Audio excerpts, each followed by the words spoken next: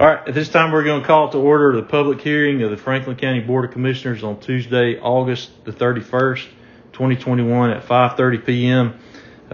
Due to the heightened risk of community transmission of coronavirus infection. Recording in progress. Sorry. We're going to hold all of our meetings and our hearings virtually through the month of September, and then we'll reassess that each month and decide when conditions are safe to go back to in-person meetings. We note for the record that we have all of our commissioners present tonight, and we want to thank everyone else for joining us. Just a little bit of housekeeping. Everybody is, of course, on different networks, and so there may be a time, especially with the bad weather, where our main network fails us and we go offline temporarily, but we do have some backups planned, so please be patient with us. If you lose connection, give it a few seconds, and hopefully we'll be able to restore that right away. If you are a member of the public, we ask that if possible you use a screen name if you plan to speak during one of the public comment portions, so that we know how to recognize you and it will be clear to everyone who we're asking to speak. Okay? The purpose of this afternoon's hearing is to have a public comment on a requested road closure that the board is going to consider for action at our work session, which follows tonight's hearing. So at this time, we need to approve the hearing agenda. So is there a motion to approve the hearing agenda as presented? I'll make a motion to approve the hearing agenda as presented, Mr. Chairman. Okay, thank you. Commissioner Wester has made the motion to approve the hearing agenda. Is there a second? I'll second. Okay, thank you. Commissioner Foster seconded the motion. Is there any further discussion? Hearing none, all in favor of the motion to approve the hearing agenda signify by raising your right hand. And I actually can't see Robert. Is Robert's video turned on? I can see you. Kayla, can you check his video? Robert, do you vote in favor? Yes. Okay, all right. Well, the motion will carry 4-0, and tonight's agenda is approved as presented. The purpose of this hearing is the request to consider the request to close Hanley Road and receive public comment. We had a work session on April the 27th, 2021, and we were presented with a request to close a portion of Hanley Road in Commerce, and that's in Franklin County. Hanley Road is a dirt road that was adopted and maintained by the county. It extends from Hudson River Church Road to Highway 326. The residents and the property owners along this road have requested that the county close the portion of Hanley Road that extends from Hudson River Church Road north approximately 1,348 feet to the southern property line of Vernon Hanley, whose address is 333 Hanley Road. If the county closes this portion of Hanley Road, we would no longer maintain the closed portion. The residents cited as reasons for closure that Madison County residents use Hanley Road as a cut-through, and according to the request, the increased traffic results in a lot of litter, high-speed traffic on the dirt road, and loud traffic noises at night. So if that road is closed, or that portion of the road is closed, it would force people to drive around on paved road. So they would have to stay on Hudson River Church Road and 326. After the April 27 work session, we voted at the June 29 work session to move forward with the process of the road closure, and that culminates in our public hearing tonight, followed by the work session where we'll take a vote. So at this time, I'm going to turn this over to our county manager, Derek Turner. All right, thank you. If you can share.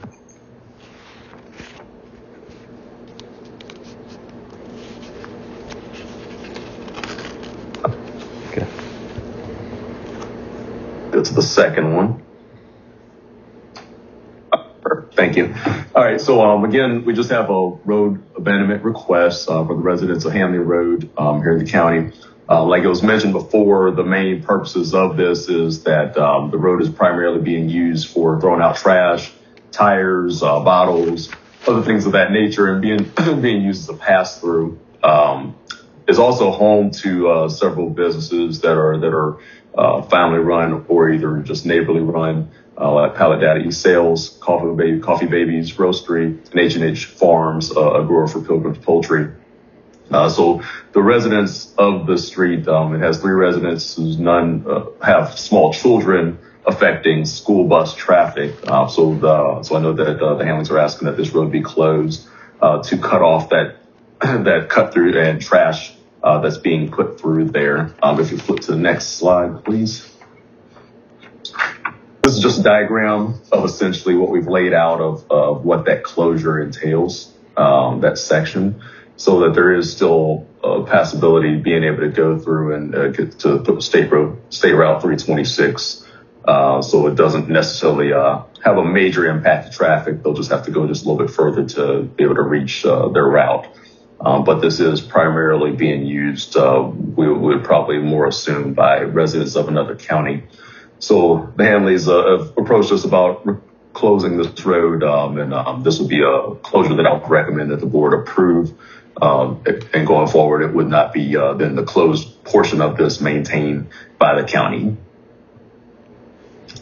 And any questions? All right, let's start one at a time. Commissioner Wester, do you have any questions? I guess, do we have anything in writing from the other landowners along that road that they're fine with it being closed, or is it just a verbal agreement? So we did get something briefly in writing from all of them that everybody was in favor of that, and everybody did come to the original meeting that is requesting this. All those residents, or at least a representative of every residence in that first meeting that we spoke about this. That was that original letter, and they signed it at the end. The only person that I saw that didn't sign it was someone named Gerald Handley, who is one of 3 property owners for 550 Handley Road. Have we heard from? I didn't know. We did hear from 2 of the people who own that tract of land, but not him. Mm-hmm. And I don't know if there's a home. I can't remember if there's a home on there. It's up there where Handley Road joins State Route 326. You see those chicken houses? It's a parcel of land right across the road from there. I can't tell in the photo if there's a house there or not, but I just wondered about that. We did get 2 of the people, but not the third one. And does that? And I think for the ones of primary impact, because I guess for it being Mr. Handley, I think Mr. Handley wants to speak. If we can unmute him. Listen. I was going to say, okay. Or do you want to have him hold off a second? Well, he might can clarify that for us. Here, hang on a second. Hey, Mr. Handley, we're going to unmute you. Okay, I need to get logged in. Anyway, my brother lives on the road, and he's fine with doing it. But he lives in Loganville. Okay, I don't know if y'all can hear that. I got Mr. Handley on the line. So he does not live. There is no house or owner at that area above the chicken houses. He lives in Loganville. Okay, all right. Okay, Commissioner Wester, do you have other questions? That was it. Okay, Commissioner Swales, do you have any questions? Let's keep you on the line for a second, Mr. No, sir, no questions. Commissioner Foster, do you have any questions? I'm guessing we're going to block the road off, or we're just going to not maintain that portion? Yeah, so we will block it off, and so we'll get John to go in after this, the engineer, to go through and just lay out the diagram to that so that there's enough space for a turnaround at the end of the blocked off portion of the road. Okay. That's all I have. Okay. Commissioner Franklin, do you have any questions? No, I don't have any questions. I know the family, the brothers, they're all brothers, and so I don't have a problem with it. Okay. I have a couple questions. There, if you look there, it looks like on one of the maps there's a home on the Gunnels property, which is at the very bottom, that faces Hudson River Church Road. And I think on Q Public, it looks like there's a driveway that goes from Hudson River Church Road to Handley Road, the part we're going to close. Is that, I think that was Daniel, either Daniel Handley or Daniel Fuentes. Does that matter is that driveway going to be impacted? I think it would just mean they have to pull in and out of their property off of Hudson River Church Road, if there's a house still there. I can't tell on the picture you have up, Derek. Mr. Turner. Yeah, go ahead, Vernon. their driveway goes to Hudson River Church Road. The dirt road just goes beside of the house. They don't use it. Okay, so they do primarily enter Hudson River Church Road. That's their driveway. Yeah, that's the driveway. All right. I know that we would probably post signs up near Highway 326 saying that that's now a dead end. But does Mr. Vernon Hanley realize that he's going to have some traffic coming down that road? I assume is the turnaround for county equipment and for any cars that accidentally travel down that road, that driveway to the chicken houses there at the very end? That's right. Okay, and he understands that he's liable to have some traffic there initially until people learn that road's closed. Because even though you put up signs, people are going to miss those signs. Yes, and he's aware of that. Okay. Did we get any? We've done this process has taken about 4 months. So have we had any public feedback, like through the clerk's office or the county office? Nobody said anything. No, we haven't had a call or emails about it. Were there any concerns by like the sheriff's department or fire services or anybody? I sent an email out and asked everybody, and the only response I got back was from Terry Harris with EMS, and he said he didn't see that it would be a problem. No, that was the primary reason for the ability to turn around within that is just so that it would accommodate also the emergency vehicles. Did we, those businesses that are at the other end, did we receive any feedback from them, or did they say whether or not they were for or against it? That's part of the group that's requesting this. Okay, so they own those. Mm-hmm. Okay, all right. Well, that's all the questions I have. Commissioners, do y'all have any other questions before we move on? I do not. I don't. No. Okay. All right, Mr. Turner, do you have any more before we go to public comment? No, that's it. Okay. All right. At this time, we're going to open the hearing for public comments. This is not a question and answer session, but if you have questions, what we're going to ask you to do with this virtual meeting is call the clerk's office during regular business hours and leave those questions, and then someone will call you back. So the clerk's office is 706-384-2483, and that number is available in telephone books and also online. On your Zoom screen, there's a feature at the bottom. If you look under reactions, and that feature is called raise hand. We're going to ask that if you would like to make a public comment, to use that in just a minute and wait to be recognized. You can also just hold your hand up. Just make sure your hand is visible, and we will recognize each person individually and give them an opportunity to speak. Once you're recognized, the clerk is going to unmute you, and then you can speak. You have up to 5 minutes to speak, just like in our regular meetings. The clerk will unmute you at the end, will mute you again at the end of that 5-minute period. All the comments must be limited to the road closure issue. If you have something else that you'd like to talk about, you'll need to wait till a future meeting. At this time, would anybody like to make a public comment? If you would, hold up your hand or use that raise your hand. A lot of the people that are on here their video is cut off. So if you'll give us a minute, the clerk can turn everybody's video on so we can see if anybody would like to make a comment. Miss Finger, can you turn the video on for everybody? I don't think I can. I can request it, and I can ask to unmute, but I can't. Okay. But you can fix it where if they want to, they can, so they could show us Oh, yeah. that they want to make a comment. That's what we need. Because right now, all I see is a blank screen for each person. Yeah.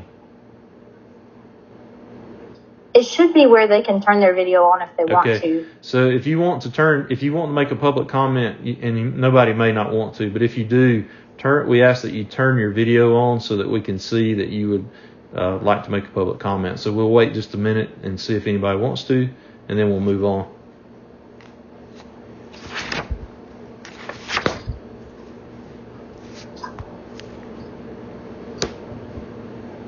Okay, no one has indicated that they want to make a public comment. So at this time, that'll conclude the public hearing. Commissioners, is there a motion to adjourn? I'll make a motion to adjourn. Okay, thank you. Commissioner Foster's made a motion to adjourn. Is there a second? I'll second. Okay.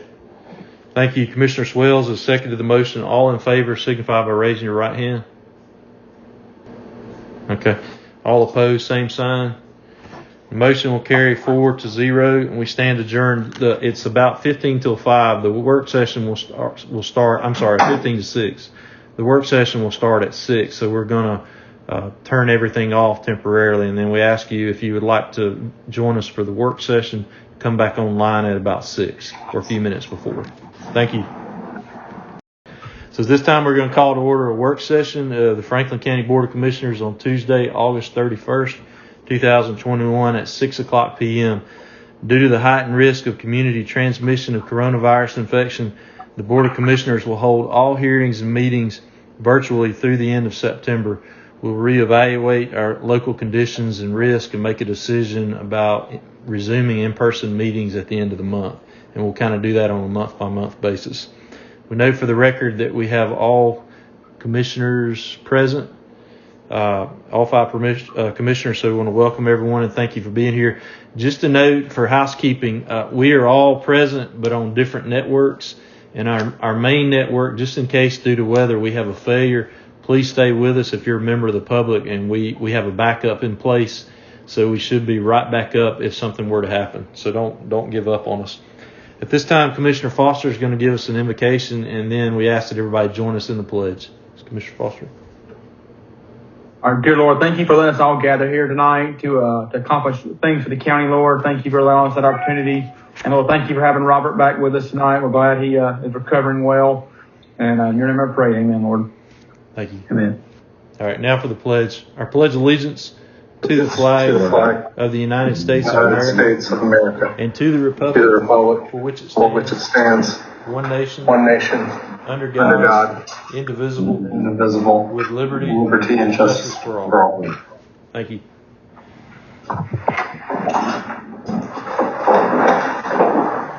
All right, at this time we need to approve the agenda for tonight's meeting. Is there a motion to approve the work session agenda as presented? I'll make a motion that we approve the work session agenda as presented, Mr. Chairman. Okay, thank you. Commissioner Wester's made a motion to approve the agenda. Is there a second? I'll second. Thank you. Commissioner Swells has seconded the motion. Is there any other discussion? All in favor of the motion to approve the agenda as presented signify by raising your right hand. All opposed, same sign. Commissioner Franklin, are you voting in favor? I lost you there. Can you unmute him, Kayla? I hit the ask to unmute, but okay. I'm not sure what's going on with it. Commissioner Franklin, can you hear us? Okay, well, we have a vote at least of 3-0 to approve the agenda, so we'll go forward with that. He may be having a technical difficulty where he is. At this time, we're going to ask Mr. Turner if he has a personnel report for us. No report today. Okay. During this time, we're going to open the meeting for public comment. So just as we did in the public hearing, during this portion of the work session meeting, members of the public can speak on any topic. You have 5 minutes, and what we'll ask you to do, the clerk will ask you to turn on your video and sound, and then we're going to ask you to raise your hand. You can also use the raise hand reaction button located on your screen if you wish to make a comment. Once you're recognized, please begin by giving your name and address so that the clerk can write that down, and then you will have 5 minutes to speak, at which point she will mute you again. So just remember that members of the public are required to follow the same rules of conduct as commissioners. That means being respectful. And at this time, if you would like to speak, the clerk will unmute you and turn your video on so you can signify to us that you want to speak. Is there anyone here who would like to make a public comment? We'll wait just a minute, as we know there may be a lag in technology. Anyone who would like to make a public comment, if you'll turn your video on, turn your sound on, and let us know.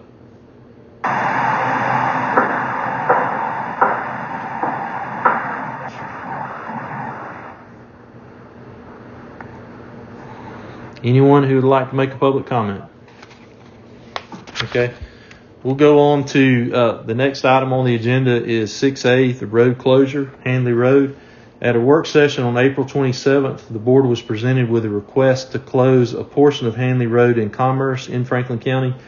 Hanley Road is a dirt road that is adopted and maintained by Franklin County, and it extends from Hudson River Church Road to Highway 326. The residents are asking that we close the southern portion of the road that extends from Hudson River Church Road approximately 1,348 feet to the southern property line of Vernon Hanley. If we close this portion of the road, then we would no longer maintain it. At the April 27 work session, we received that request, and then when we met again for a work session on June the 29th, the board voted to move forward with the closure. So we've had a public hearing earlier this afternoon, and the board will tonight at the work session consider whether or not to close this portion of the road. So I'm going to ask our county manager to make us a recommendation, and then we'll consider that for a vote. Yeah, so with us going through this and not having any adverse reaction to this request, I would recommend to the board that we do proceed with closing the road, closing Hanley Road as requested. Okay, thank you, Mr. Turner. So, commissioners, we've had the hearings, we've had the meetings where this was brought up, and we've given citizens a chance to provide feedback over the last 4 months and in a public hearing. We've tried to reach out to public safety workers to find the different departments to find out if they had an objection. There was none. So at this time, is there a motion to act on the county manager's recommendation? We need to specify that we're closing the portion from Hudson River Church Road to the southern property line. It's approximately 1,348 feet to the property line of Vernon Hanley, and that as part of that, the county would no longer maintain that portion of the road. So is there a motion to accept the county manager's recommendation and close the road? I'll make the motion that we close the roads from the one end to the property line of Mr. Hanley's property. Okay. And as part of that, we wouldn't maintain that any longer. We would abandon it. Yes. Correct. Okay. All right. So Commissioner Wester's made the motion. The motion is that we close the portion of Hanley Road that extends from Hudson River Church Road, 1,348 feet to the property line of Vernon Hanley. And as part of this motion, the county would no longer maintain that portion of the road. So is there a second to his motion? I second the motion. Okay, thank you. Commissioner Franklin has seconded the motion. Is there any further discussion? Okay, hearing none. All in favor of this motion to close that portion of Hanley Road per the county manager's recommendation signify by raising your right hand. All opposed, same sign. I did not see Commissioner Franklin. He blacked out on me. Commissioner Franklin, okay, I saw it. He voted in favor. So the motion will carry 4-0, and that portion of Hanley Road from Hudson River Church Road to the property line of Vernon Hanley is closed and abandoned by the county, and the county will no longer maintain that. All right, the next item is a noise ordinance. The commissioners have a sample noise ordinance. I hope everybody received that. 2 years ago when GRP first came online, sound was and it continues to be a huge issue with that plant. It has gotten better at times. It has gotten worse at times. But unfortunately, Franklin County doesn't have any sound or noise ordinance really to deal with the issues raised by the biomass plant. We encountered a lot of difficulty with trying to use sound meters to measure sound, but I don't think we were very successful at it. And again, we had no real legal recourse to fall back on because we have no noise ordinance, not only for residential areas, but for commercial and industrial areas. We recently passed a revision of the commercial industrial section of our zoning regulations. And in this revision, we've taken the position that legally the county can't ban any specific type of industry from coming into the county. What we can do is restrict where it's located. And this is in line with current law that deals with zoning and with court rulings on these issues. So as we look to the future, I think we need to consider a noise ordinance because we're going to continue to have industry, and specifically heavy industry, look at Franklin County. And one of the things with heavy industry is probably always going to be noise. If we adopt a noise ordinance, it would give us a more objective way to quantify, to measure sound that's produced by industry or even in residential areas, and then have a way to react to it. I recently got some complaints received some complaints from residents out in Gumlog, and this was a residential area. And although our county marshal is working on that, really we don't have a specific noise ordinance in place even to address that. The sample that I sent everybody is a starting point for discussion, but it came from Atlanta, and the standard that it uses is distance. So it says, for example, if you can hear a sound that's being produced on property more than 300 feet from the property line during the day, from 7 a.m. to, let's say, 11 p.m. at night, that's considered a nuisance. If you can hear it more than 100 feet from the property line from 11 p.m. to 7 a.m., so during the middle of the night, that's considered to be a nuisance. There are some slightly different standards for industry and commercial operations, but the point is that it's a simple way to measure sound and determine without having to rely on the sound meters. It uses the distance. I'm not sure if Bubba Samuels is with us tonight. He may not have been here, but I'd kind of like for everybody to kind of talk about this, and our county manager. We need to have something in place proactively before another heavy industry comes in, so that it's clear to them before they come in the door what we expect and what we would consider to be unacceptable sound levels. We can start. We can just start one by one and open the floor to everybody and let everybody talk about this. Or hopefully, has everybody received a copy of that I sent? Had a chance to look at it? Yes. All right. Well, let's start. We'll just go one by one. Commissioner Wester, what are your thoughts on that? I think this is something that we've needed for a long time now. And I think GRP really pushed forward with the noise and everything that it caused with the citizens up there. One other issue that I know they're having up there is the dump trucks coming in and using their Jake brakes and doing that at all hours of the day and night. I have received complaints about that, and I made a request last year that we look at putting some kind of signs up saying no Jake brakes in the area or whatever, because I know the city of Royston has signs up that says that whenever you're coming into to city limits. And it's just something that I really feel like we need to consider. Like you said, even out in the part of the county, like in Gumlog, they're having some issues up there. So I do think we need to look at it and consider it and see how we can shape it to fit Franklin County. There needs to be a simple standard that would be easy for the marshal or any reasonable person to rely on and say, yes, this is unacceptable noise. And if we have that in place before another industry comes in, then, we make it clear to them before they actually come. This is what we would consider as, unacceptable sound levels. I don't know. I know the city of Royston. Now, this has been a long time ago. It was back in, I think, 1997. They had a thing with loud music.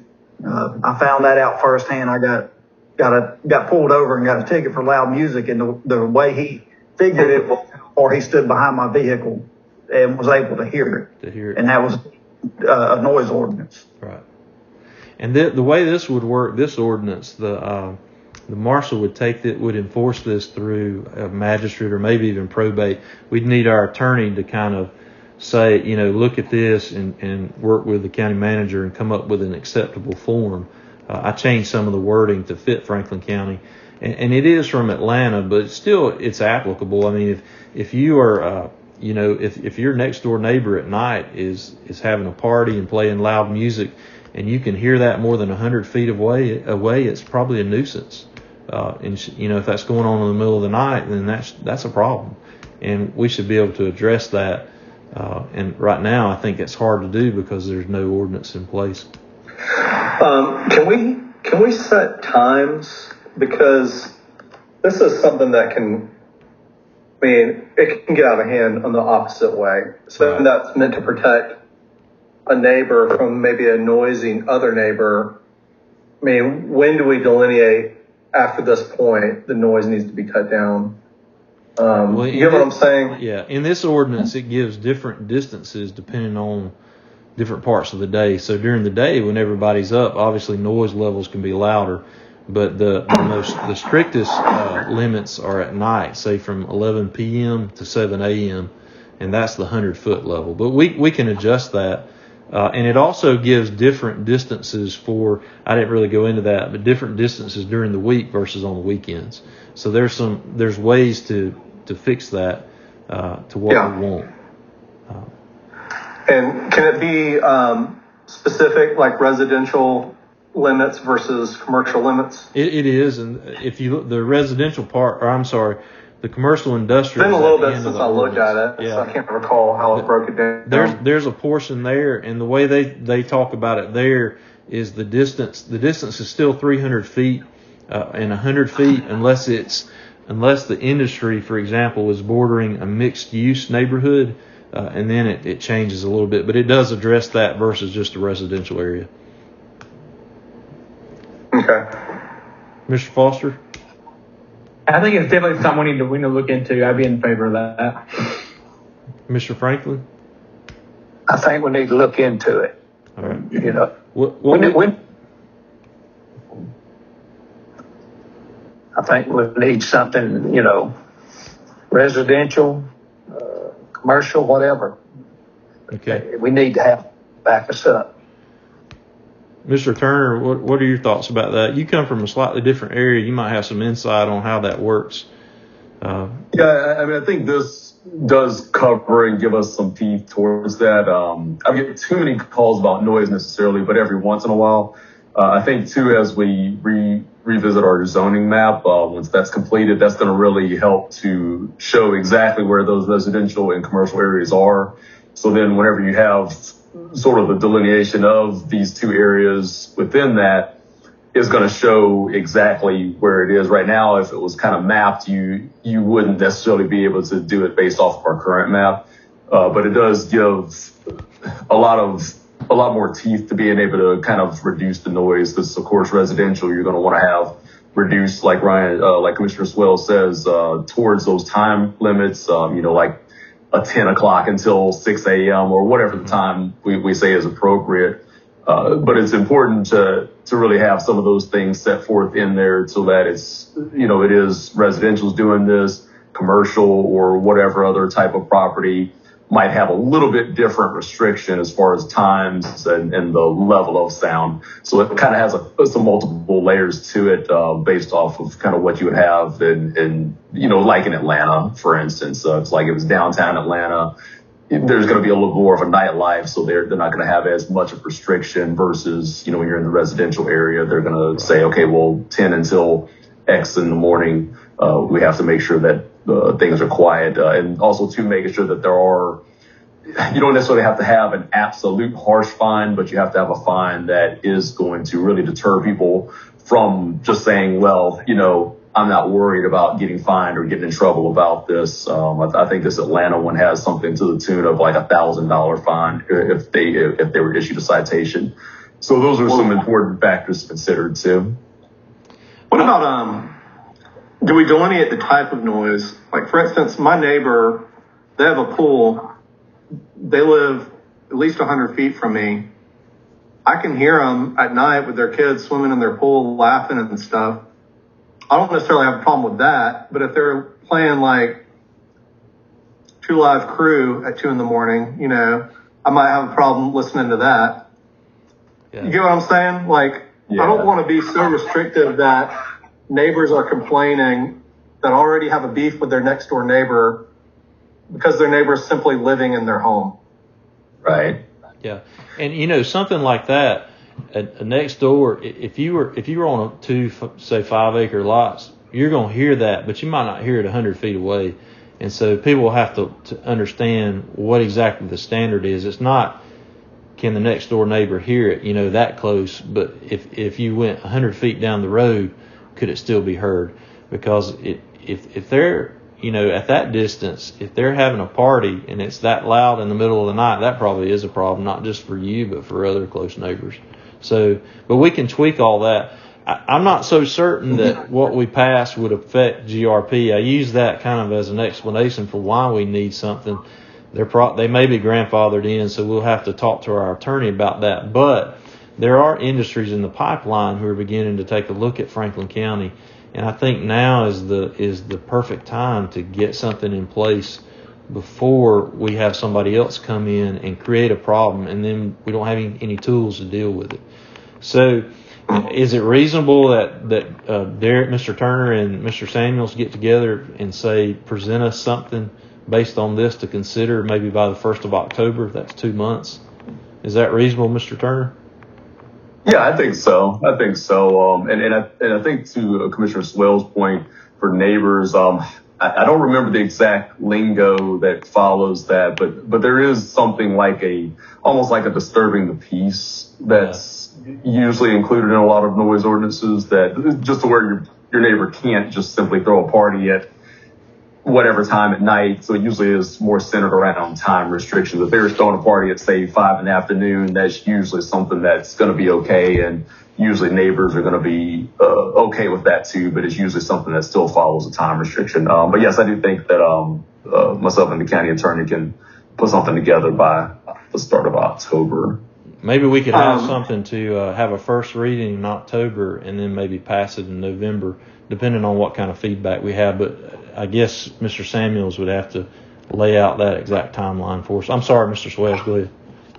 Oh yeah, I was just going to mention, there's also people that do work like third shift, quite a few in our county that, they do sleep during the day. So we might want to be kind of specific about the type of, again, when we're breaking down times, what's permissible, what's not. Is this something that would be picked up by our county marshal? So if someone does call a complainant at 12 o'clock, is he the one answering the phone? He would. They would go to the sheriff's department. It's written so that the deputies and the marshal can do it. The marshal or his designee or law enforcement. But that probably would be where somebody would make a complaint and then he would investigate. He may have to go out there and check that out at certain times. If it's an ongoing thing. If it's a one-time thing, then that may be it. He may not be able to do anything about that. But if it's something that is on a continual basis, especially in a neighborhood, that's something he could go out there and investigate and see whether or not, it's violating the standards. I think we're going to have some kind of definition of what a nuisance noise is. I think we may have to have some kind of definition, because like Commissioner Swells was talking about, a family with kids out there playing in the yard or swimming or whatever, to me, that's not a nuisance noise, but you may have some, like he said, that neighbors have a problem with the other neighbor and they use that as a way to get back at them. So I do think we need to have some kind of a definition of what a nuisance noise is for this ordinance. And, you also have to take into consider fireworks.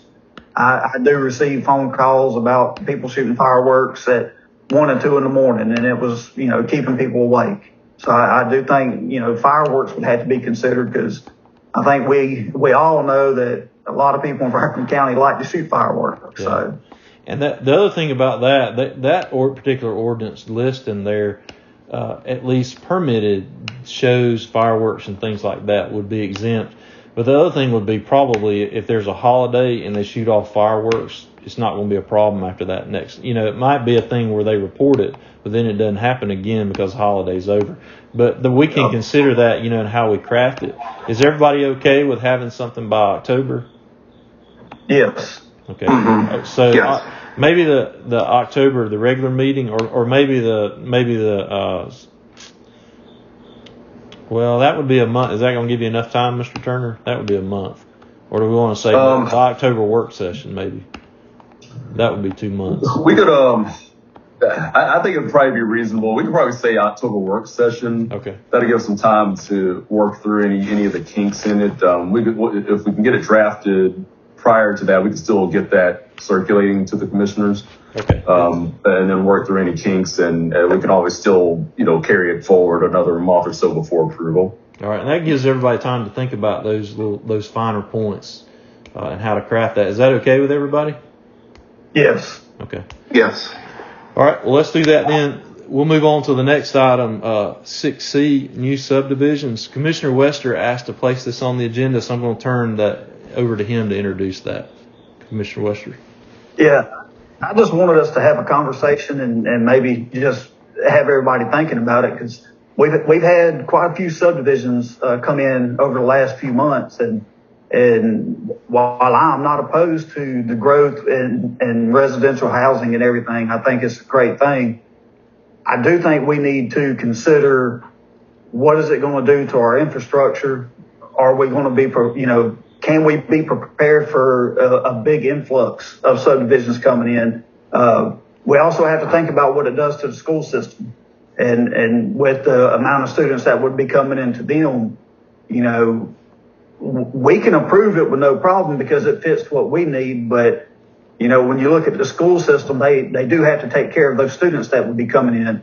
And, I know with GRP, we had to do a lot of infrastructure work as far as water wise and where we're going to get water from and things like that. I think all of these are things we need to be considering. And plus, we're going to have to consider that much more traffic on our roads also. So I really think we need to consider, where are we at with our infrastructure, water, sewage, roads. I mean, I know we all know with roads, we need to be doing something with them, but, I just think we need to be prepared for what may be coming, because I know just with that battery plant opening, down there in Banks County, they're going to have an influx of people moving in there, and you see apartment buildings are going up in several different areas. So I wanted to get it out, for discussion for everybody, and maybe put it in the back of our minds that we do need to be preparing for an influx of people, especially with everybody knowing they can do their office work from home now. They don't have to go into an office. And I do think we're seeing some growth from that, people are moving from the suburbs and everything to get out to the country because they can work from home now. It's just something I think we all need to be thinking about, and maybe trying to sit down and look at some future planning for that and how we handle it. We, in the last year, and this goes back, I think, to last October, I think I counted correctly, we approved 6 subdivisions, 132 houses total. So housing has been an issue in Franklin County, but as we are approving subdivisions, we're also seeing new residential developments occur. For example, in Livonia, they just approved a very large condominium project that's going to have, I don't remember the exact number of houses. So maybe, we need to look at what's in the pipeline in planning and zoning right now. Maybe we should consider, do we need to pass a moratorium on subdivisions for a period of time so we can have time for some of those houses to come online and assess what impact that has to infrastructure? I think it might be good for us to get together with the members of the school board and everything. Ask them and just, get their feelings on what can they handle and what can they handle in a certain amount of time. That way, it just doesn't hurt us infrastructure wise and different things, but we don't want to put them in a bind either. Mr. Swells, how do you feel about it? Well,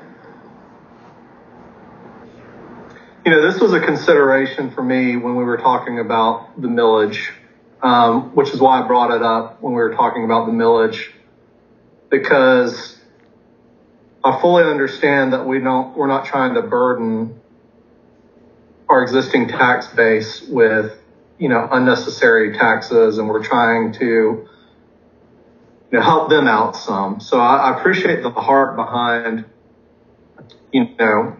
Kyle bringing that motion. My concern is that we don't have enough income in the county. So in my mind, when we were considering the millage, we weren't asking people to pay more than what they were already, I think, fairly being assessed based on their property values going up. So that's neither here nor there at this point, other than to say, like, to me, that was a conversation that I was kind of wanting us to get to back then.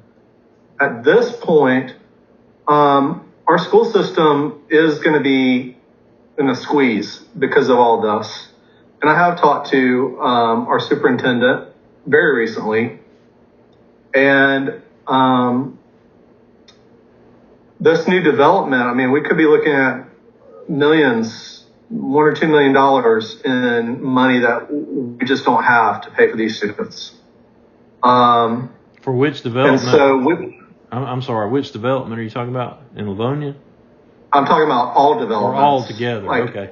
Yeah, if the rate of expansion is occurring and we're not realizing any type of new industrial growth, which we really haven't, then we're going to have to do something. We're going to have either a tax increase or, like y'all said, a moratorium. And so that was my concern was, yeah, we can provide a rollback, but well, I would say there. When I talk about, I'll just finish and then if you don't mind. Yeah, go ahead. You know, the idea of a rollback, I'm fine with it, but like the purpose, like we need to be thinking 10 years down the line with every decision we make, not just the time that we're here, but also beyond.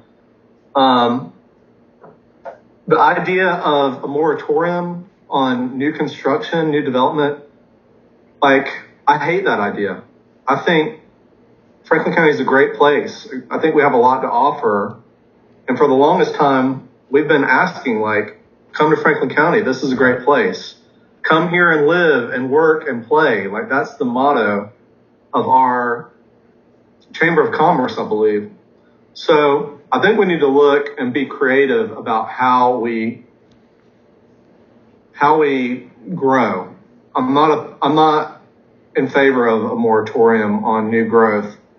I think it might actually bring new jobs. Sometimes we want the industry to come first and then the people to move in. But the reality is that's not always how it happens.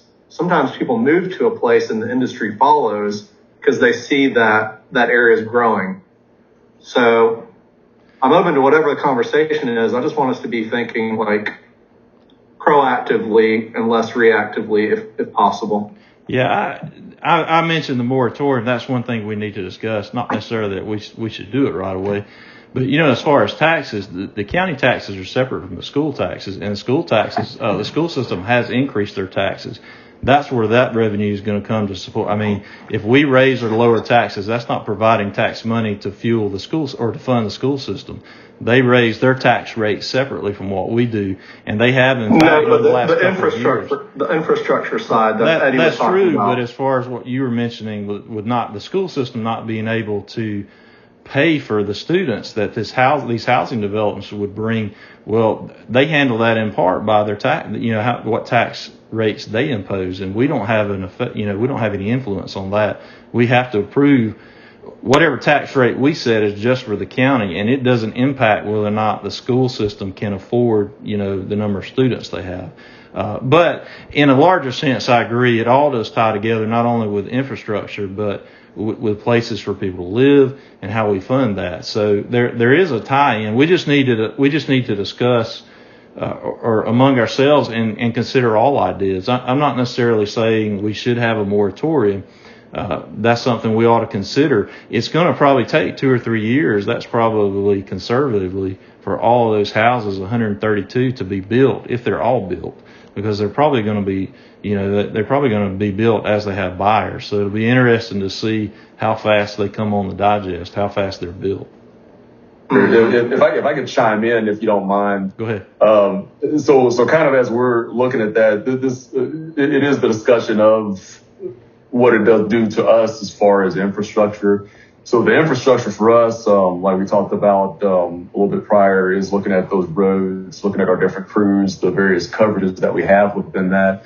It's sort of the big picture thought we have to have. We'll probably start to see some of that influx come in 2 years, I think, 1.5 to 2 years, stretching out all the way to about 4 years. I would only caution on our side of things when we think about moratoriums or things that make housing restrictive, what we're even seeing now with a neighboring county making things a little bit more restrictive is that we're starting to get those calls. So the second that builders, just like we had I went and talked to the real estate agents in the area last week, and that was a question, even as the thought of, does Franklin County want growth? Does Franklin County want to see those type of changes? Was a direct question from the real estate agents. So the things that we do in those senses do have a very strong impact whenever there's any thought towards gearing towards making it more restrictive, making it more difficult, or a full stop. Now, for our side of things, like I said, the infrastructure is going to be the thing we can think about, and we probably still have enough time that we can still make those decisions, make those type of plans of exactly what we want to do, how we want to see it. The school board, I would have to be inclined. That's part of the reason why they held their taxes as is this year, and the likelihood would be, from my opinion, would be that they would see an increase to their taxes over the next couple of years, forcibly, just to be able to accommodate that. So I think whenever we're thinking, at least from our perspective, and I will actually talk to the superintendent. We meet in a couple of weeks. We usually have been meeting probably about every month, just as we're kind of talking through some of these issues. But I think as we are thinking about it, we do have to really think from our side of things of, what is it we want to see? What are the main areas that we get calls now that we have an issue with?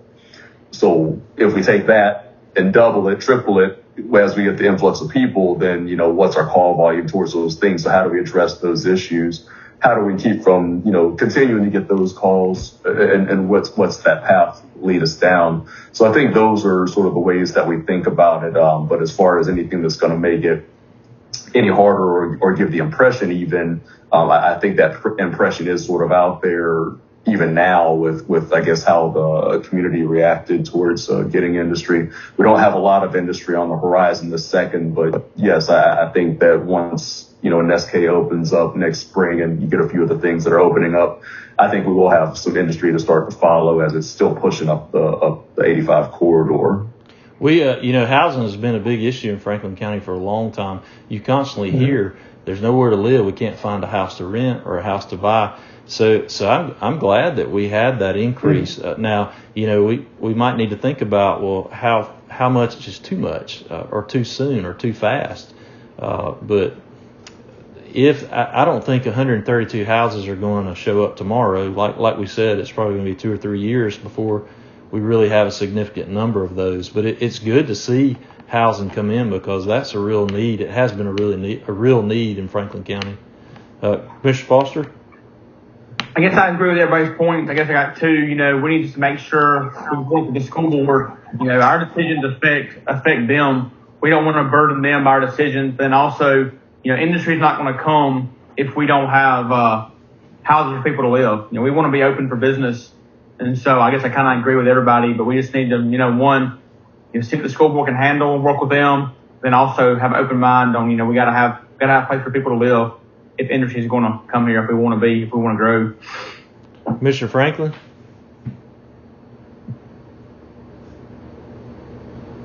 He's muted. Can I add one thing? Unless he's hang on, let him speak, and then we'll come back to you, Ron. If he can turn on. Hey, I'm hitting it, but I don't think it's coming through for him. Can you hear me now? I can. We gotcha. Hello? We can hear you. I said, I think we need to talk with the school board. We need to be on the same page. I don't want to, be too rough on the other side of it. One thing, too, to consider. But I agree with the board. We have a process in place with planning and zoning where people can buy property and develop it for subdivisions.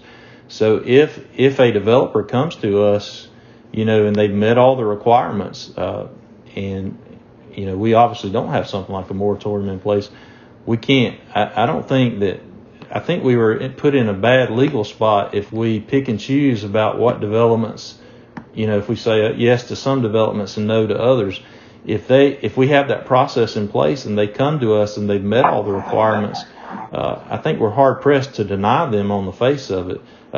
We do need to talk with the school board, but maybe we need to look at our process overall, because as it stands, it's kind of like poultry houses. If you want to build a poultry house and you have the property and it's zoned correctly and you meet all the setbacks, on what basis does the board say, no, we don't want you to have those chicken houses, even though that's a big part of our economy and we have the process set up? You're legally allowed to do that on that land, say ag intensive, but we're just going to arbitrarily say no sometimes. So we have to think about that process too. But all of you are right. I mean, we need to include the school board too. Ryan, I'm sorry, I'll come back to you. Yeah, Scott and the Planning and Zoning Board, I know that they're working on it, but part of this discussion, they're working on updating the zoning maps and determining areas that are more beneficial for residential growth. That's true. Areas that are more beneficial for ag, usage. And I think the sooner they can do that, and whatever resources we need to give them to help them through that process. It's a long process, I can tell you that, but it will help in a couple ways. It'll help new developers know the targeted areas where they're going to see the biggest benefit for growth, where housing really needs to go in relation to schools and infrastructure. But it'll also protect the farmers who don't want their land values to skyrocket because a new subdivision's going up in the middle of nowhere, along with a 7-Eleven. The idea of us, and I'm not saying we were fully considering it, but like putting a moratorium or putting up some sort of walls to new growth, I don't think is the way that we achieve our mutual goals. I think it's through updating the zoning map and making sure that the resources we need for housing are in the right places where we want to see that growth in Franklin County. Right. I don't know how to. The question though is not necessarily to do a moratorium, but if we want to work with a school board, how does the school board have input on that? Because there's no mechanism in our current process for that to happen. We can listen to them and in general say, you need to consider every time you approve a housing development the impact on the school system, but in a concrete, specific way, how do they have input? Because there's no way for them to really input directly in the current process we have. I mean, it is true we're redoing. We just redid our subdivision ordinance, and they are working on that. Mr. Turner, what's the timeline for them to complete the entire zoning? Isn't it 6 to 9 months? Yeah, 6 to 9 months. I think it might end up being on the quicker side of things, is the hope. It is a timely thing. So, I mean, it hasn't been updated in a while. So, but I think we are right now probably sitting more towards from start to finish, probably 6 to 7 month kind of range. Okay. I mean, I imagine if you talk to any of the board members, the Board of Education, they're worried, about having to raise taxes to cover the additional costs that's going to be brought on by all these new houses. And for them, it's going to happen sooner, than when we actualize the needs for infrastructure and other things. But like you said, Jason, what are you going to do? Tell someone that they can't? We can't tell people they can't build a housing subdivision if it meets all the codes and everything. I mean, how do we? This is kind of part of the growing pains, right? That's part of growing in an area. Really though, how do we? I mean, I know we all talk to different ones on the school board and the superintendent, but by what process do they meaningfully impact?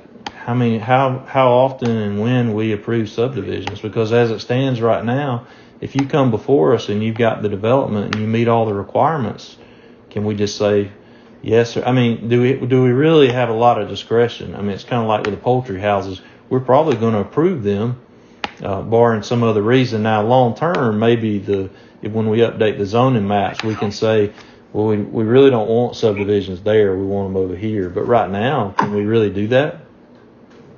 Well, I mean, in my thinking, I'm not against any kind of growth with, you know, whether it be subdivisions or whatever. I mean, I don't have a problem with that whatsoever.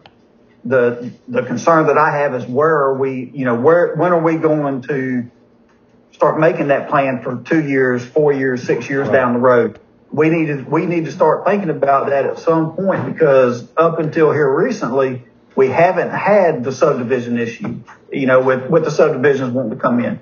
And I'm all for that, but we need to have something in place, I think, for the future as far as how do we handle the infrastructure and make sure that infrastructure is in place. I mean, I don't think I can sit here and say I would be for a moratorium right now, because I mean, I think the growth coming in, the majority of the houses being built are affordable housing that Franklin County really needs for the citizens of Franklin County, and not just that, but to draw citizens from other areas and them have an affordable place that they can buy. I do wonder though, because I know there's some other counties that they charge impact fees for different things and on, and I'm not sure what the impact fees are necessarily for. I've heard that thrown around at Home Builders Association meetings and everything, and you know, I don't know exactly what their impact fees are there for, what they cover or whatever, but you know, is that something that maybe we look at? You know, if it's a huge subdivision wanting to come in, you know, is there an impact fee for that? Because I do believe other counties do that. Now, it may be counties out in the metro Atlanta area that are doing it, and they're putting that in place. But, you know, we just I think we need to start talking about and exploring all of the options that are out there. Because if we get hit with a real growth in housing and with new citizens coming in, I just want us to be prepared for it. I want us to have some kind of plan in place. You know, none of us may be on the board 6 years from now, you know, but I believe we need to leave some kind of plan in place to help the new members on the board move forward with it. And that's why I wanted to bring this up and get a discussion going about it. That way we can start looking at making that plan, and maybe at the fall retreat is something that we discuss. You know, we're not thinking about what it may do to our sheriff's department with that kind of growth. You know, is it going to put any kind of more burden on them? Is it going to put more of a burden on our EMS departments? You know, the more growth we have, the more EMS departments we're going to have. And I think with the call volume we're at right now, we're right there where we're probably needing to build another EMS station.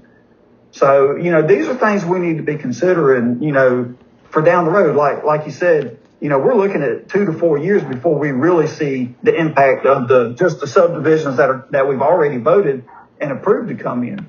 So I think we need to start thinking now about those 2 to 4 years down the road, 6 years, 8 years, however long it may be, and start putting some kind of plan together how we handle the infrastructure issues, how we handle, you know, the EMS issues, how we handle the sheriff's department issues. Those are things we all need to be considering now.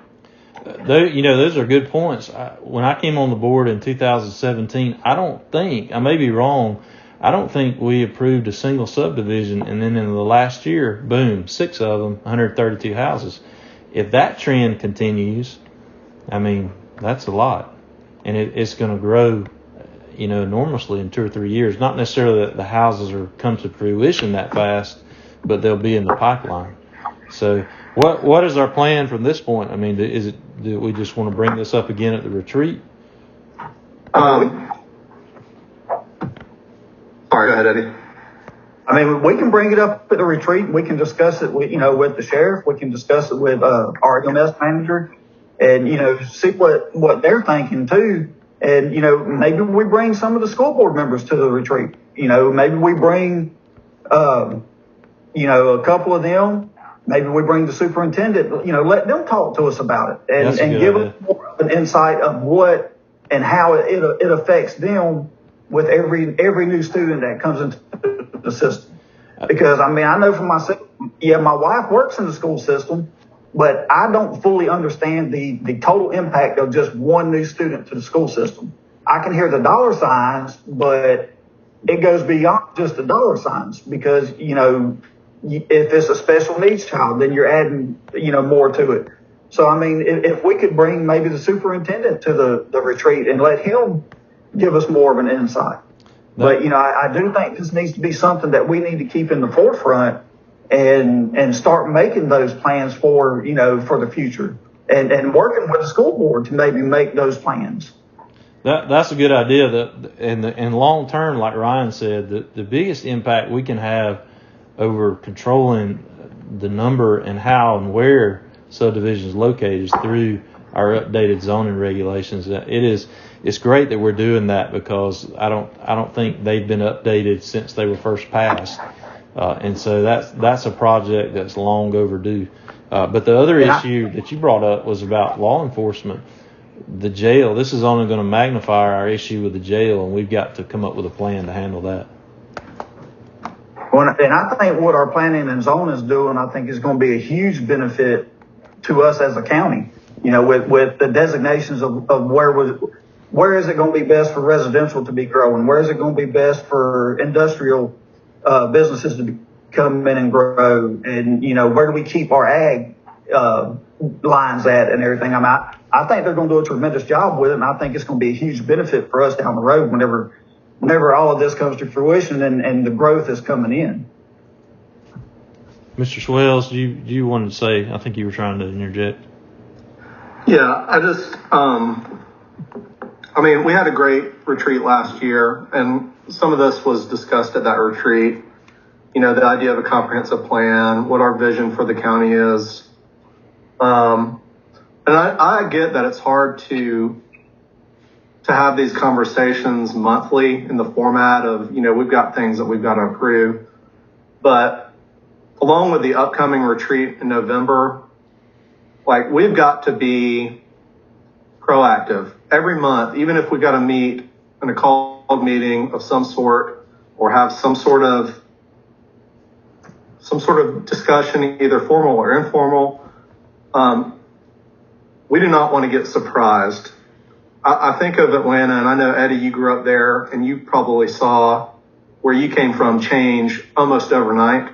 In a heartbeat. Yeah, that can happen to us. We did have time on our side. Y'all mentioned 5 years ago or 10 years ago. That's when time was on our side. That ain't the case anymore. Now is the time where we start setting in stone concrete plans for the future. Like what Eddie said, once we leave, someone else is going to be battling things we have no idea.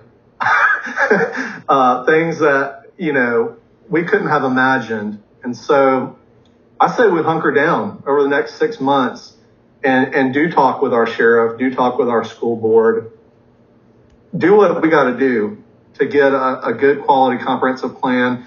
Part of that's going to be taxes and talking about, well, what if this happens? What if this growth comes and we don't get industry? Or what if we get industry? How does that affect what we do with, you know, continuing to maybe roll back millage for our citizens? But, like, it's all ahead of us right now. So I'm all for discussing it at that meeting and having monthly discussions if we have to.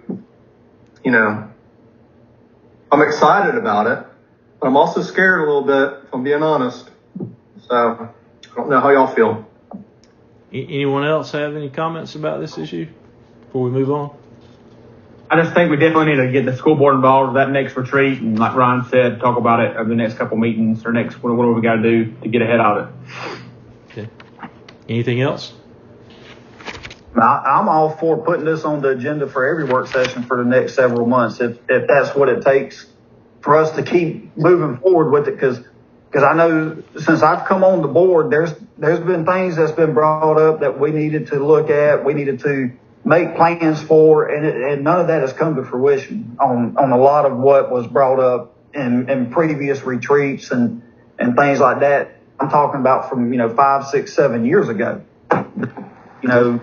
Just it was brought up. We discussed it. It was like we need to move forward on what we think we need to plan for, and we just never did. And I think right now with the possibility of the growth that we have in front of us, I just really think we need to keep this in the forefront, and we need to work on a plan that has us prepared and that has commissioners prepared, for 10 years down the road. When they come in, they've got this plan, and it's a plan that will be ever evolving and changing to fit the times, but they'll have a foundation to move forward with.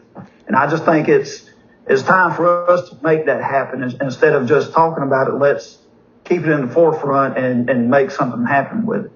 Let's see if we can have our planning director, Scott DeLozier, come to our next work session so he can outline for us what they're looking at as they're revising the zoning regulations, particularly with the map. And because we need to be on board with that we need to be able to take part in that discussion rather than have to look at the final product and then try to revise it. But maybe he can outline for us where they are with that and what they're taking into account, what their plans are, what they're looking at as far as laying out residential areas on the zoning map, and for that matter, industrial and commercial. Anything else? And one other thing we need to think about is what is this going to do to our fire services? It's not an easy thing right now to get volunteers in the fire departments. So that's something we've got to think about. How is it going to affect the fire services in the different areas? I mean, we may have to have a discussion about having pay fire service of some sort. I mean, that's the reality of if we're talking down the road, because that's what happens. As communities get to a point, you got to have that. And by the way, I'll mention at the end too, but y'all did an amazing job in Royston. Our fire department's really stepped up in a big way. But that might be part of that discussion is incorporating some sort of pay system for our county firemen. Okay. Anything else? All right. Let's. The next item is the manager's report. So we're going to turn that over to Mr. Turner to give us his report. All right. Thank you. I'll be brief on a few of these things. All right. Thank you, Kayla. Number 5.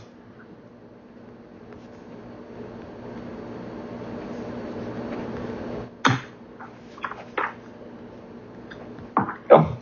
All right. So just kind of going through briefly with talking about the CARES Act from prior and what was received. This is the CARES Act, not our current ARPA funding. So as we kind of look at this is just kind of going through what our payments approved were and what was received. So you can see in this first slide, approximately $611,000 that was approved. Jump to the next slide. Then another $262 that was forwarded to us in advance of the initial payouts. So about $873,000 that we received last year. We don't have 100% ability to track every dollar. I just had about a week to be able to try to track down things. We're still looking at how we can track down everything within the system, just due to it being all within the general fund. Difference in what we kind of have ARPA funding is that we do have that segregated to its own bank account. So that's a little bit easier as far as tracking and reporting. We can just more easily find anything that we need to find. With the CARES Act money being more tied into our general fund, there are things we are able to track down relatively easily. But again, with that being in the general fund and the general fund's bank account, it's a little bit tougher to segregate all of those items and see exactly just on a short timeline what those are. We can get those tracked down, and we'll continue to do that over the next week or so. If you could jump to the next slide, please.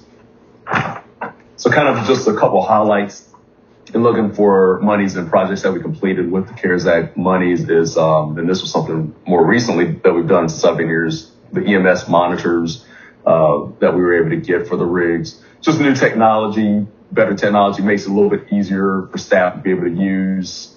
Patient, they can carry it right in. As soon as they get a patient into the hospital, they're just basically walking right back out without having to sit and transfer a lot of information. So a lot of information that it helps with them being able to get to the hospital and or the doctor before they've even arrived. Payment of quarantine staff, we were able to do that as far as looking at staff that did contract the virus. Also, the staff bonuses that we did do for the $1,000 bonus that we did do for COVID pay. Hazard pay for EMS in the sheriff's office that we were able to use within the CARES Act funding. And also something that we still luckily do still have is a lot of the social distancing building upgrades. The plexiglass that we use to create barriers that we still have in most of our offices, as well as a lot of the cleaning supplies that we actually use for the general cleaning of the building. Also, the other upgrade that we were able to do that is very noticeable, and thank you for staff for such a great job on this, is the Franklin County website. So just a lot better access and ease of use for the citizens and everybody to be able to get to where they need to be. So these are just a few of the highlights for things that we were able to use CARES Act funding. And again, this is separate from the ARPA funding that we currently have this year and next year, but things that we're able to do that were beneficial for COVID. And then going forward, we'll be able to use our ARPA funding for various other projects. Just any quick questions on CARES Act before I move on from this one? I have one. One thing we had talked about doing, in which we voted to do around about budget time, was to pay to have the court real estate records digitized. But did we classify that as a CARES Act project? Originally it was, but I'm not sure if we just included that in this fiscal year 22 budget, or if we were paying for that out of some of that CARES Act money. Yeah, we did see that. We did just generally approve it in the budget, just overall budget this year. But it wouldn't be an issue to be able to reclassify, since this money is in the general fund anyway. I guess you could technically say it's being paid for in that fashion. Right. Okay. But we are within this budget year going to be digitizing the court records. Where are we at on that? Has that begun? That portion that we're paying for? Yes. So that has begun. Again, another one of those lengthy process that's, probably in the kind of 9 to 11 month kind of range. Okay. So it's something we'll still be able to get done within this fiscal year, and I think pretty easily, but something that has begun though. Okay. Any other questions, commissioners? Should this CARES Act money have gone into a separate account so that it would have been easier to track? I would suggest that. I don't know that at that time they maybe gave the guidance towards that. It was a little bit more specific guidance with the new funding that it be put in a separate account. So I don't think at that time for this money they gave necessarily that stricter guidance and reporting standard for it to be separated in that way. Well, the way that you're having to try and track it down and everything, it just kind of seems like it would have been easier if it was put in a separate account. Yeah. For my sake, it would be, I guess as far as just the reporting and what was required, then I don't think they made you put it in a separate account. So it wasn't necessary in this case. So I think a lot of municipalities and talking to a lot of folks, they just didn't, because it was kind of all inclusive, and there wasn't as many restrictions as far as what you could spend. But for tracking purposes, it would be easier. Any other questions? Okay. You'll jump to the next slide, please. All right, awesome. So we kind of mentioned this earlier, but just kind of talk about our fall retreat. We're projected, and we'll iron out timelines and everything, nail down the 100% date and times. But we're projected right now for November 3rd, which is a Wednesday. We'll still iron out the times to that. But just kind of talk about the purpose of this. And I think we have kind of talked about that here tonight. Just making sure that the board and department heads that we're all able to, and anybody else we see fit that needs to be involved in this, just are able to discuss the upcoming strategic initiatives for the upcoming fiscal year and beyond. It is kind of fiscal year to fiscal year is why you usually would have these couple of retreats that we're looking to have. But it is looking at goals that are beyond just that fiscal year. So we do plan on, I'll put together something again for this one, just like the spring retreat that we have.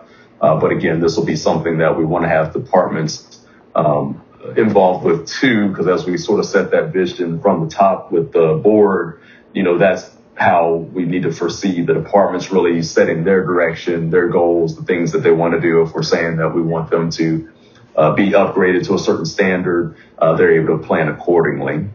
So this is just, I think this would be really great for us and another step in just kind of solidifying our future plans. Are we going Any to question? invite? Are we going to invite the constitutional officers? You may have said I missed it. Yeah, all department heads. Yep. All right. Any other questions, commissioners? Okay. All right. If you will flip to the next slide, please. Okay. All right, and we've kind of talked about this in the past just a little bit, but we've now got our numbers for the census, for the official numbers out. So just as we're kind of looking at this is going to look drastically different, I think, in the next 10 years as you go 2020 to 2030. But this just kind of breaks down city and also overall county of what those numbers look like. Like we kind of talked about before, minimal growth. When you're looking at the overall county for our aspects of it, that you can still see within the cities that there was still relatively minimal growth or retraction from a couple cities. Again, I think probably even in this next 2 to 3 years, you probably see a major impact in the opposite direction from this as far as the cities are concerned. Probably primarily Livonia, Royston, Franklin Springs. And also just the impact to the county. So I think that the opportunity that we have is really looking at that planning of what that looks like if our growth goes in the opposite direction. Any questions to the census?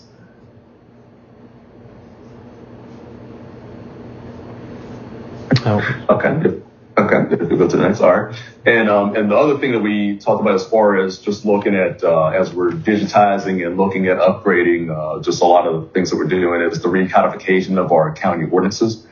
So essentially, recodification is just essentially, we'll just break it down to saying it's basically reviewing your ordinances, making a rewrite when there's a need for a rewrite for anything that's in need of update or outdated information. For instance, if there's something that was written that only pertains to really early 1900s, what'll happen with Municode is they're going to go through and they give that to their lawyer to make recommendations to upgrade those. So right now, within that process, they are still working on our ordinances. We should hopefully have the recommendations, Municode's recommendations to their lawyer by this fall. Once the lawyer has a chance to review these, they make sure that there's all upgraded as far as the law is concerned. That would be presented to the board for review. So we're talking about somewhere in between probably, mid to late winter to sort of early mid-spring that the lawyer would be reviewing that, and then they would get those changes to the board for review. Once we've reached a consensus about how we want to proceed with those, if we want to adopt those, we can sweepingly adopt those. But if there's any changes, of course, there'll be some time that'll be factored in for the back and forth that we need to go through for any of those changes that there might be or any recommendations that we may have. And then the plan would be that hopefully we have this completed and an actual physical copy in our hand and approved by possibly late spring, early summer. So like I said, it just kind of depends a little bit as far as what those changes the lawyer's recommending and how we feel about those changes. If we looked at it and everything was fine on the first pass, probably more towards the mid to late spring. If there's recommendations we want to change or things we want to add, anything like that, then it does push the timeline back, but that's okay. I'd probably say on this, as far as looking at the timeline on the overall isn't important. It's important that we look at it and get what's right for the county. We don't need to feel like we are rushed in this process or anything like that. We want to make sure we have all the things that we think need to be in place for the county, and make sure that they fit in a way that is going to be most beneficial for the government and for the citizens as well. So that's kind of just the general timeline to how that's going to happen.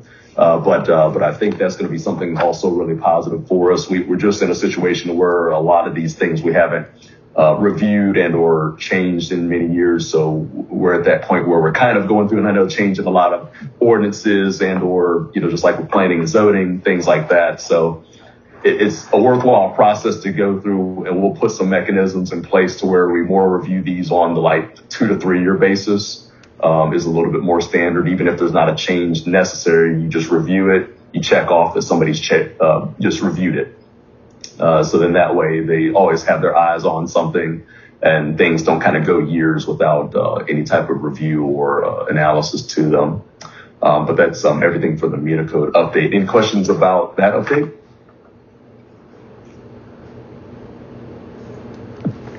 Cool. I believe that should be my last slide for the second. Any other questions for Mr. Turner, commissioners? Nope. Okay. We'll move on to number 8 on the agenda, announcements, and we'll start with the county manager.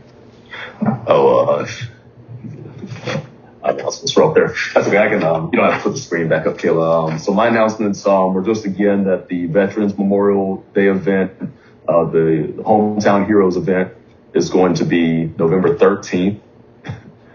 So that's going to be November 13th. Also, something exciting for us coming in this coming month, starting tomorrow, is the Economic Development Summit. That's going to be September 22nd. And what that entails is we are going to have some folks from the state. They're just going to be coming to talk to county leadership. I believe Tanya should have sent an invite to all the board as well.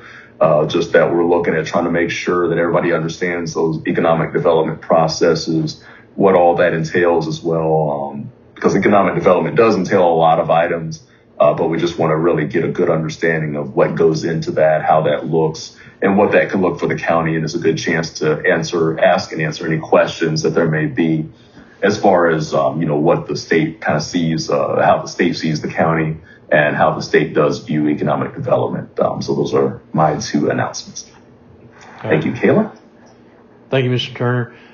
Just a couple of things. I want to remind everyone our monthly meeting for September fell on Labor Day, September the 6th. So we've moved that to the following week on Monday, September the 13th.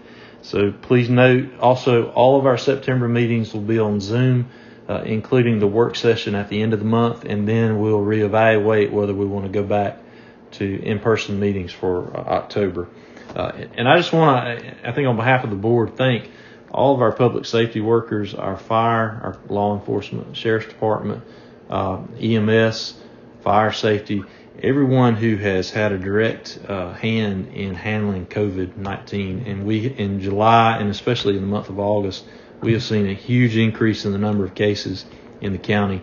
And that has taken up a lot of man hours, not only for the county workers, but also for all of our doctors, our nurses, our staff at all of our local clinics and at St. Mary's Sacred Heart. So we just want to say thank you. We appreciate what you're doing because it's the difference between life and death for many, many people.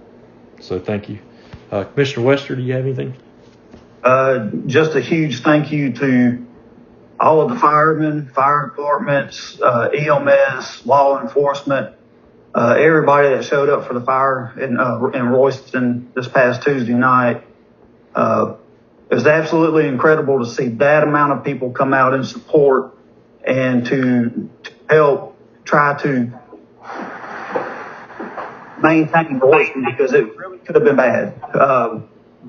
Those guys fighting that fire to contain it to one building like they did was absolutely incredible. The incident command handled the scene very well.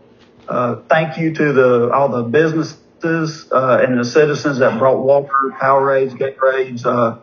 I don't know if it was somebody went and bought it or if Chick-fil-A sent it, but they sent I don't know how many Chick-fil-A sandwiches down there. It showed what our community is all about, and I know for me it made me very proud to live in this county and see the amount of people that come out in support to get this done. So just a huge thank you to all of them. All right. Commissioner Swells. Yeah. As a business owner downtown, I echo the gratitude to you, Eddie, and everyone else that was on the scene so quickly. And we're so coordinated. I mean, Susan Russell called me. She was out of town and was worried that her son upstairs, or her grandson, was still in the building. And so I rushed up here to make sure he was not.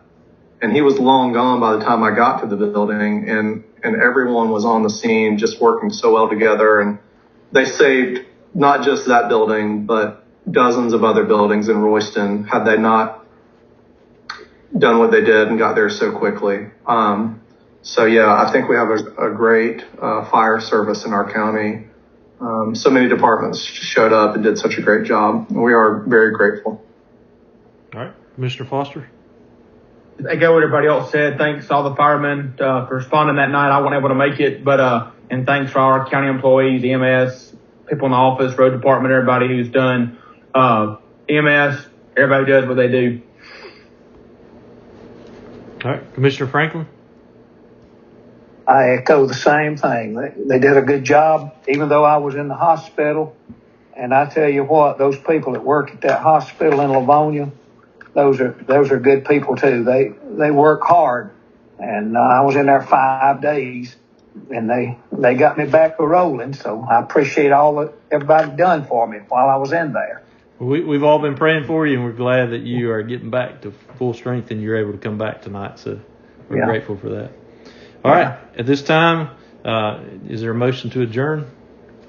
I make a motion to adjourn, Mr. Chairman. All right. Thank you. Commissioner Wester's made a motion to adjourn. Is there a second? I second. Thank you. Commissioner Franklin has seconded the motion. All in favor signify by raising your right hand. All opposed, same sign. Motion will carry 4-0, and we stand adjourned. Thank you, everyone, for coming and for also joining us by Zoom. Thank you.